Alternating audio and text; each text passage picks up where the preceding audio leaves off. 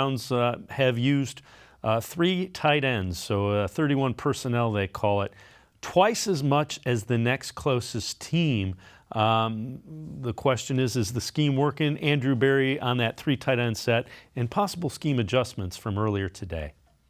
From Kevin's perspective, that has been, one of our better personnel groups over the past 2 years because, we do have a good tight end room and guys that can create, mismatches when teams will typically play you in base in that personnel grouping.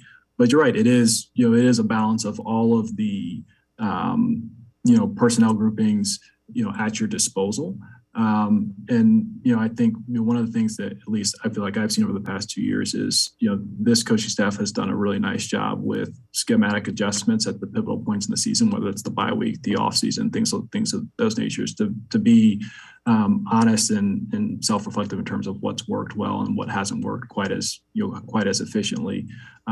This will be a big week in terms of addressing all of those type of questions, and certainly looking forward to what Kevin and his staff, kind of have in mind as we get into December. So Tom Withers, here's a question for you. Do you think they find a way to get Kareem Hunt and Nick Chubb in the backfield together? I know they like having them fresh, but when I see the Ravens overloading the left side of the offensive line with 7 of their 11 defenders, I'm thinking, put the other guy on there and pitch him the ball and let him go to work. Dave, I don't disagree with you. I've really been puzzled why they haven't used those guys in some packages together, not necessarily in the backfield together, but one of them in the slot, one of them split out wide, whatever the case may be.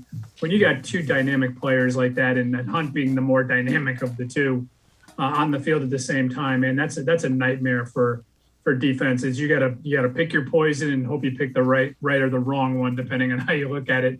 But I think the biggest thing, Dave, coming out of this break is, and I'm going to sound like a coach here, but I really do think that execution has been a huge part of this. I mean, I think the Browns just got to do a better job of blocking and tackling and doing the basics better than they've done it. I mean, they've seen these heavy packages, these defensive fronts with 7, 8, and 9 guys, and they haven't adjusted to it. They haven't adapted to it. And it's as easy as throwing the ball downfield, but you've got to figure out some routes where you're going to get some guys open.